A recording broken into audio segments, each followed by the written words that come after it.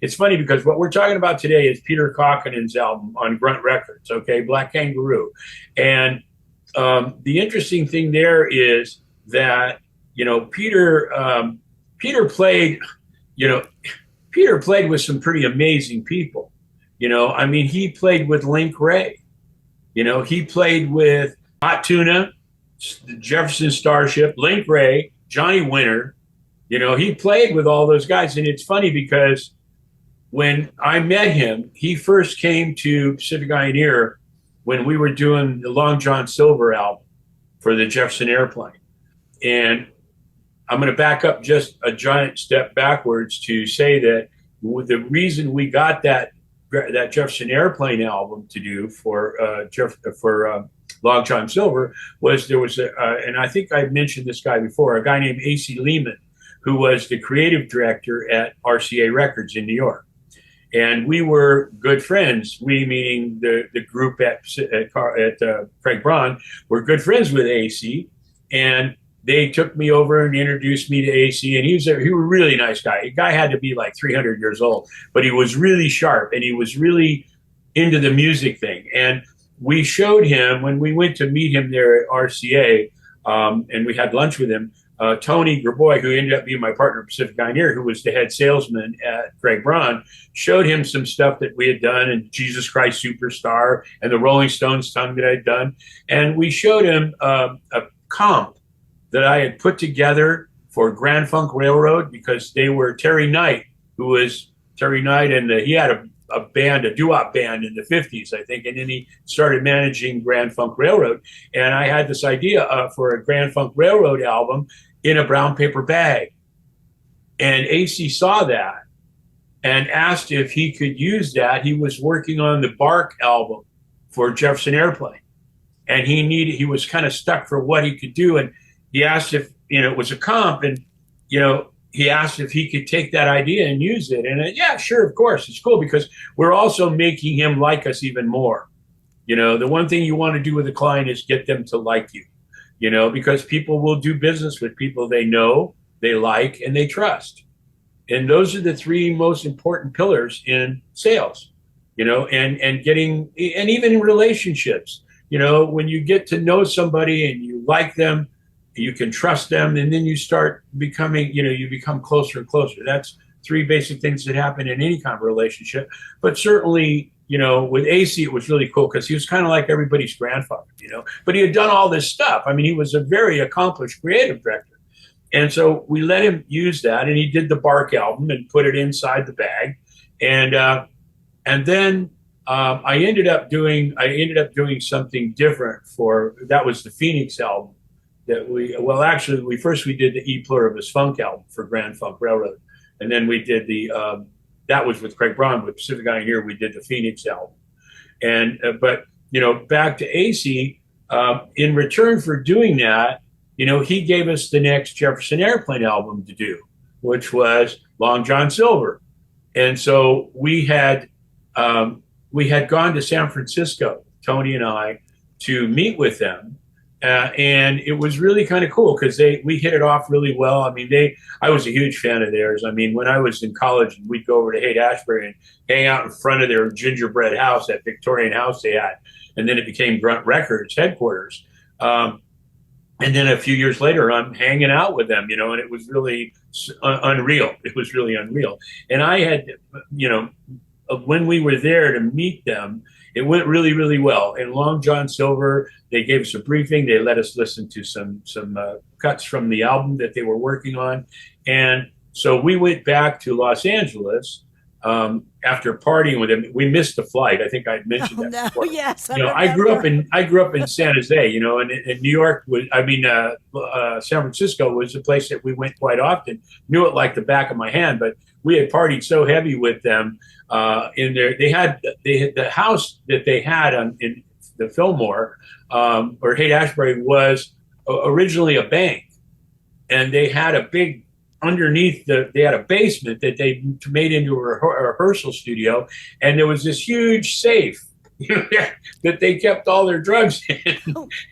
It was really, and we were down there we partied pretty heavy, and they were, playing some stuff for us, and they had like a little rehearsal studio, and, mixing console and stuff. And I guess, they were one of the early bands that started realizing that they could utilize, having equipment like that was becoming more and more available, more and more sophisticated, smaller and smaller, that they could save money when they went to recording studio. They rehearse in a rehearsal studio. That's one cost. You go to a recording studio, you don't want to rehearse, you want to record. So they really were one of those early bands that got into doing that, I mean, and then there were plenty of others after that. But when we left San Francisco, went back to LA, a week or so later, we were working on ideas for Long John Silver, and they were going to be in town finishing up some cuts on the album, Wally Heider or Sunset Sound, I forget which one, but they brought Peter with them. And Peter was Jorma Kaukonen's younger brother.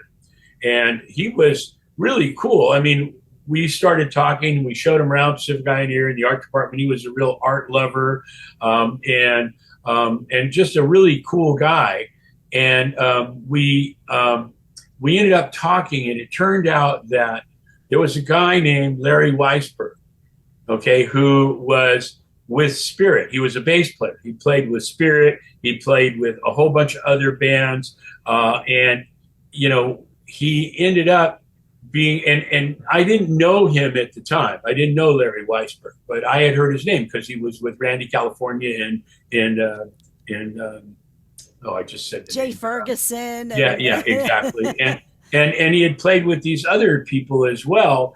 And well, when we started, talking, I had got a chance to, talk with him about Link Ray mainly. And then, he played he had a tape, and he played some tracks for us, and, asked us, I asked him about the album. He had already gone to a girl named Bunny Carter, who was a pretty established illustrator. And she did children's books and stuff, but he was friends with her she was kind of like in the Bay Area and kind of with that whole hippie movement, as we were as well. When I was in college in Oakland, I mean, we were right there from 1964 to 69, right in that sweet spot when all that was happening. And so, he had already had an illustration done by Bunny Carter, and now she's a very well-known illustrator and teacher. She teaches at San Jose State, I think, and she was very sweet. We got to meet her, and, he had these photographs that he had taken, and it was Black Kangaroo I asked him what that was all about, and it was really kind of like, it was like a subliminal, revolutionary statement about what was going on in the times, and about, the kangaroos represented the movement that you could, if you look at the picture, and I'll send you the images, there's all these slain kangaroos on the landscape there in that inside spread. And, I think the guy's name was Jim Marshall, who was the photographer who did these. And, Peter asked us if we would work on that album. He really loved what we were doing, not only for the Jefferson Airplane, but, other albums that we had done. And so, yeah, we did. And he gave us these two photographs, one of him standing next to that rock mountain behind him, where I did some lettering. We wanted to make it look like it was graffiti. Again, it was that defiant attitude of the 60s that was really sort of, very, very, it sold records, it got fans, and he was a very accomplished musician. He was Jorma's younger brother, but he could play a lot of different instruments. He was a really good songwriter, and this album to him was kind of that, it was the back cover is a picture of a kangaroo, and then the inside spread is this massacre of kangaroos. And so we put the album together, and, he really, really was happy with how it came out. And it was really kind of cool for us, because at that time we were really starting to form a relationship. We had done Long John Silver. We started to form a relationship with the Jefferson Airplane, which I was a huge White Rabbit. I mean, are you kidding? It doesn't get any better than that. I mean, that was music of my generation, of our era, of everything that was going on in the Bay Area, Oakland, San Francisco. I mean, it was really an interesting time. And the Jefferson Airplane were the signature of that era, of that time, and of that space. I mean, really, literally, I mean, when I was in college, we'd go, hang out in front of their house in Haight-Ashbury. I mean, it was one of those kind of things, and it was an amazing time. And when you look back at that stuff, it's just like, God, it's hard to believe that, you even experienced that, and I have people ask me all the time, what was it like? Was it this? Was that? And now it's like Hollywood Boulevard. They have people dressed up like hippies and they burn incense.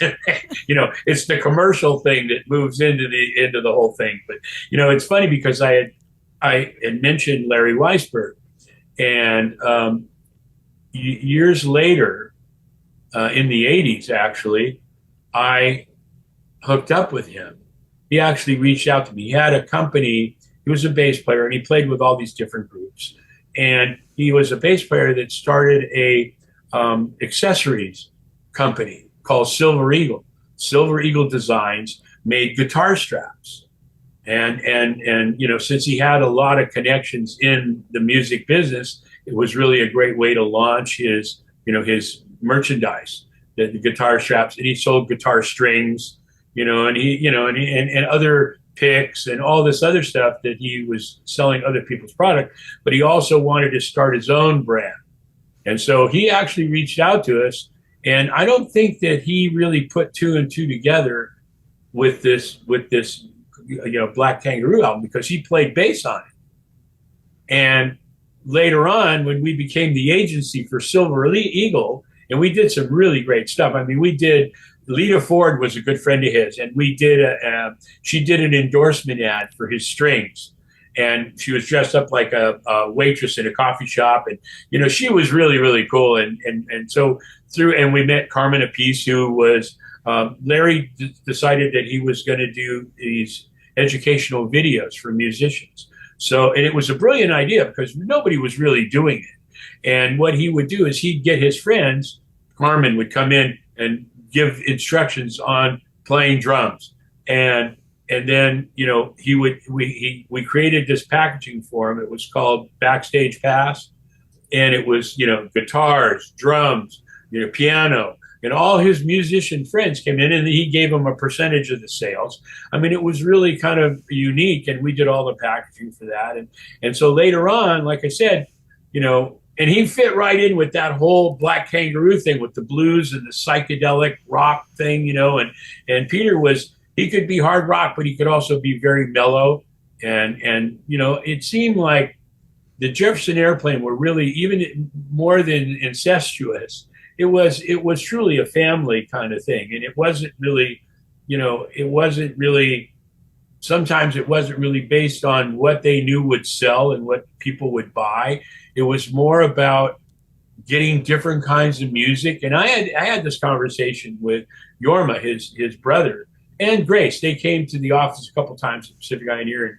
And, I had that conversation with them about how, they weren't really they were like the Grateful Dead. It didn't really matter, whether it was a huge commercial hit or that the record company, guy said, well, I don't hear a single here.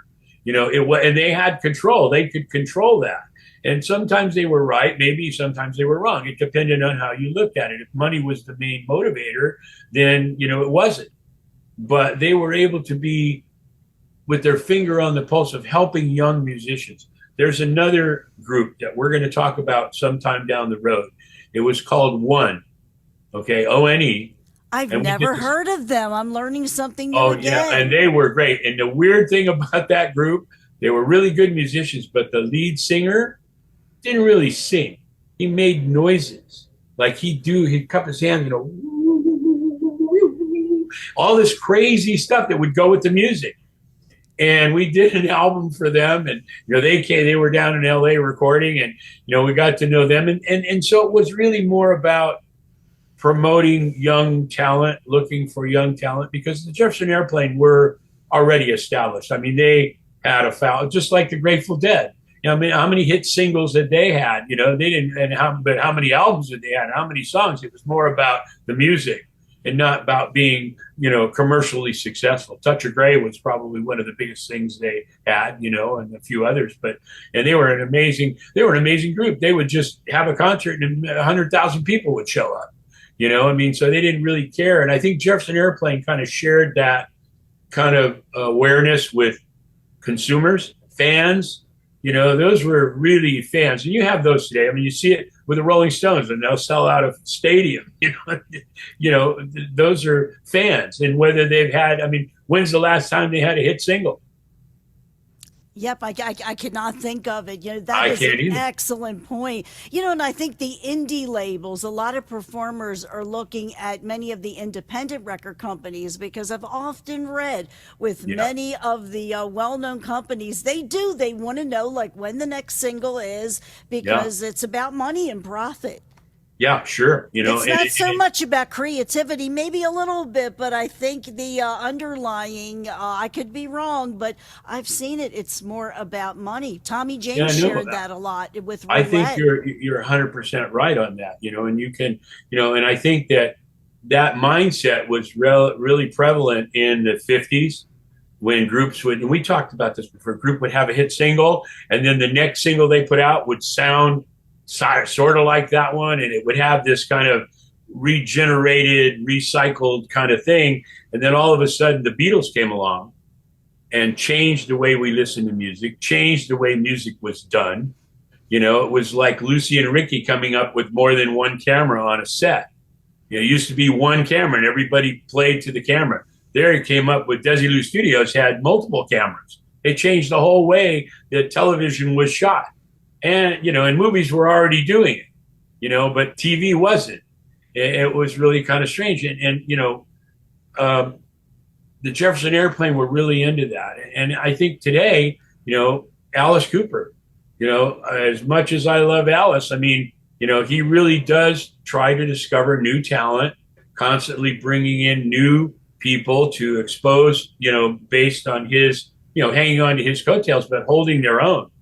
I mean, you've got the girl that went away and came back, the blonde, I forget her name, but she went away to an all girl band, and that didn't really work out so well. She went back to Alice's band, but he's constantly bringing up new musicians and stuff, and he's not really selfish like that. He's not paranoid. He is the one thing about Alice, and I've known him since 1971.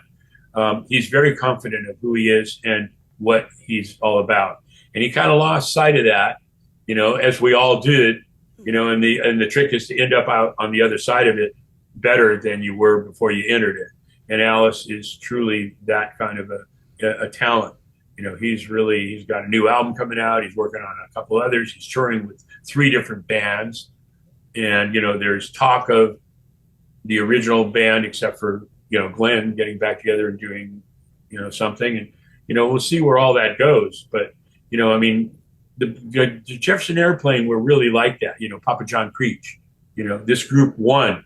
I mean, we'll talk about this group. They're very strange. And we did this beautiful logo. We had a production artist named Dean Marion.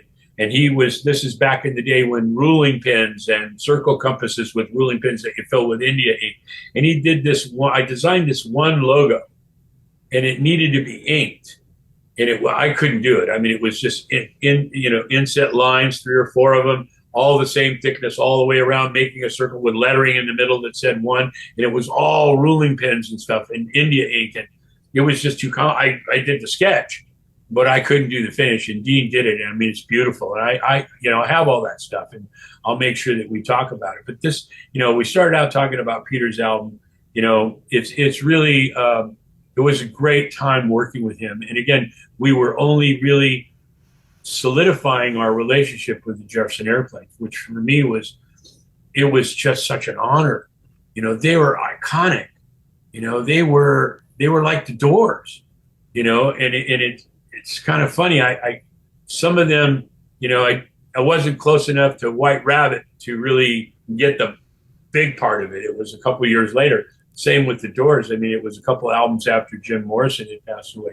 I just watched Val Kilmer's, Doors movie, and what a great movie that was. And, Yes, it was. And I knew people that knew him, and like Burton Cummings and Alice, and they all said similar stuff. He was a pretty crazy guy, But that candle that burns twice as bright burns half as long, unfortunately. Yeah, And the 27 Club. Many died yeah, at 27. Janis Joplin too. yeah, We yeah. lost so many. Yeah, she was amazing. I saw her once at the Fillmore. But then we had the Fillmore and the Avalon in San Francisco. And we would go, and in Oakland, the Avalon, I think, was in Oakland, or maybe it was, I know the Fillmore was in San Francisco. I think the Avalon was in Oakland. And we would go, they had the free acid test. So when you go in, you get your ticket, you go in, and they have a coffee table with all these sugar cubes that had LSD on them. And it was all free. I mean, it wasn't illegal then. And you could just take one or two or whatever and go in and I was at one at the Avalon. I was at one concert, and it was the Quicksilver Messenger Service, PG&E, and I forget who the other band was, but Timothy Leary was that. And everybody, and those are the kind of concerts, nobody was really dancing.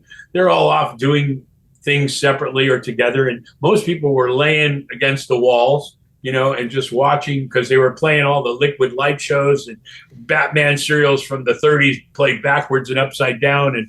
And Timothy Leary came out, and he had these two chalices. Like in the Christian religion, they have the benediction, and they have that incense burner that is on a chain, and there's one on each end. And he had one of those, and he started spinning it this way and the other one the other way. And then the whole room started spinning, and you watch your body just sort of break off into little molecules and float off into space. It was quite an experience. But that was the Haight-Ashbury, and that was the Jefferson Airplane, and that was Peter Kaukonen, and he was right in there with that whole thing. And this Black Kangaroo album, it's a really good album. I don't know. Are you familiar with the music on this album? I am not familiar with it. When you were mentioning Peter, I said, I didn't know Yorma had a brother. Because Yorma is so incredibly talented. Yeah. This is knowing you is the first time I've ever heard about it. Go on YouTube and check it out. His music is pretty amazing. And like I said, he played a lot of instruments, like Burton. Burton plays guitar, plays piano, plays flute, plays this, plays that, drums, and it seemed like in those days, music was different than it is today. That's for sure. And I think that, say what you will, now they're talking about AI and how it's going to influence music. And, some see it good, some see it bad. It's a different time. And this, what we're talking about, Peter Kaukonen, Grateful Dead, Jefferson Airplane, the Doors, that was an era all unto itself that keeps getting rediscovered, like music will. There are still people that are discovering the music from big band era, and even before that with the Charleston and all that. They dwindle. There's a time code on them for sure, but in a way, it'll always be there, and that's one of the beautiful things about the internet is that it'll always be there. And, these people, myself included, stuff that we've done, will live on. And that's exciting. That's exciting to know that I could say, Ernie was here, and Peter Kaukonen. And, Peter was a really smart guy, and he really, he was part of that, a lot of that, Jefferson Airplane family, that grunt family, along with some of the other ones. And like, if you get a chance, check out one. I will. Oh, I will. I was starting to look, and I knew we were going to talk about Peter Kaukonen, and I believe he was involved with Ruth Ann Friedman. I think on a professional level, she was the gal that wrote Wendy for the association. Yeah, right. Yeah. Well, he was a really good songwriter himself, and I wouldn't doubt it. It's like Bunny Carter. If you look up Bunny Carter, she's a really accomplished illustrator. She did the inside illustration of the kangaroo and the landscape there. Basically we just took elements and put it together, and I did that lettering that looks like it's painted on the rock up there above Peter with his name. Ingenious, just ingenious. Because and again, is it a perfect format that I would, or an image that I would like to work? No, if I was able to art direct that photo shoot, it would have looked a lot different, but that's okay. Peter was happy with it. The back cover is great with the kangaroo, and just the whole underlining message that he was making a statement here is indicative of the era that we were all living at that time, and so for me, I know what you're going to ask before you even ask it. See, you didn't have to do a mind meld this time. Yeah, I didn't know. I'm right in tune with you right now. For me, there's a lot of really good music on it, but Up or Down is really the song for me that I would play. And And I really enjoyed last week's play. You played Wild Horses, what, Brown Sugar? No, Wild Horses, right? Was it Wild Horses for the Stones thing? And then you played one of your own. I played it was Pandora's Golden Heebie Jeebies from the Right, Association. It was a right. Jules Alexander song. And Yeah, yeah, it was one of the. Well, then we went right to Sticky Fingers of the Sticky Finger, Stones. right. Yeah. It was really great. I mean, I really enjoy your show every week. And like I say, I'm sitting here working. I'll just put it on and listen to the whole show, and Tom, I thank him so much for doing that. Let's see what's going on in Ernie's corner. I mean, it's really, I'm so pleased. It's like being home. When I'm with you, it's like being home. And when we talk about all these things, I mean, I forgot all about the one album until I was looking for this one. And there it was. And it was like, oh man, nobody's ever heard this group. I mean, they probably sold 5 albums, but it's unique. In the 60s, when all this was happening, people would get together at parties and do drugs, mainly LSD. And at a certain point during the trip, you'd pick up something and start banging on it, and somebody would have a guitar, and pretty soon you're playing music, right? You're kind of all in sync with each other. It's inevitable to go along with that experience, and one is kind of like that. They kind of reminded me of a communal thing where they were friends with the Jefferson Airplane because everybody looked like that in the 60s in the Bay Area. And Jefferson Airplane would take, I mean, I'm sure that there is no other record company that would have ever signed this group, because it was so unique. It was so different. And people weren't looking for different. They were afraid of different. Lou Reed, even when we did the Berlin album for him, he was very, very cognizant of the fact that it could hurt him. I'm sure. Because of, Walk on the Wild Side. And that was really one of, aside from the Velvet Underground and some of the stuff that he had with Nico and all that, but that song for him was probably the biggest single he ever had. And right after that, we came out with Berlin. And and he knew that it could hurt it, but it didn't matter because it was such an emotional. When he saw the album that with the cover and the brochure inside, he called me up on the phone. He was crying. He was crying. He was so moved by what we had created. And I don't know whether you've ever got that album and looked at that brochure that's inside with all the lyrics and the different pictures. We had this photographer, Gavencio Desange. He was a Filipino guy who was like Salvador Dali with a camera. And we did these shots. Each song had a shot, and Bill Garland did the hand lettering. It was a beautiful album, and he was crying. I mean, we spent probably 40 minutes on the phone, just him and I talking. And he was talking about how that this was such a personal thing for him. This album, this experience with Berlin was. And what we had done was like created a movie for him of that experience for him. And it was about a love triangle. I mean, it was very, very personal for him, and And the critics panned it, of course, you get the critics who oftentimes do not understand it right away, and they panned it. But that album, I was doing some reading, eventually became one that people would rediscover, gave it another listen, and then came to understand what Lou was trying to convey. And that's the beauty of music. Sometimes it takes a little maturity, a little bit of time. I've been that way too. And repetition plays a big part of it too. Mm-hmm. And that was why a lot of groups really strive and listen to AR guys and record companies that it was all about radio play. It was all about radio play. And when we did Schools Out with Alice, the guys at Warner Brothers did not want that album to be successful. The first one, the one with the snake on it. That album had Under My Wheels, and that became a huge hit. And the record company guys were trying to squelch it everywhere they could, because there was a whole illegal thing that was going on with the executives taking money that should have gone to Bizarre Records, which was Frank Zappa's label, and spending it on their own pleasures in France and stuff. They all got busted. Because Shep was relentless. And I think I told you, I was at a live one day, and I'm walking out with Shep, and there's this room with all these telephones and kids on the phones. And I'm like, what's that about? Oh, yeah, well, I got all these kids calling all radio stations all over the country requesting Under My Wheels to the disc jockeys, and that's how it was. And they had this one main disc jockey that wouldn't give up playing it, man. I mean, it was amazing. And that song was the beginning.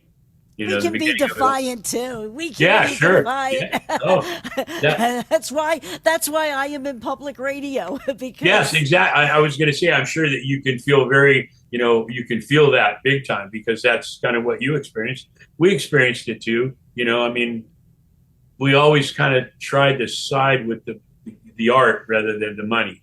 Sometimes Amen. it became very, very hard, but and then the temptation of going to work for somebody. I mean, that was always there, but it just never would. It once you're a wild stallion and somebody tries to put a saddle on you, Yeah. it just doesn't work. It may be temporary, but you're going to do everything you can to get away, and be free again. And I've been very blessed, Joyce, and you are too. I'm sure you'll agree. We're very blessed that we're able to have a space, and each other. And I really enjoy it. I really You enjoy are it. a kindred spirit. Yeah. Absolutely. Like I'll even hang up after this conversation and say, "Oh, I wanted to go on and on." And Yeah. thank you so much for all We'll the do that next courage. week. We'll do that next week.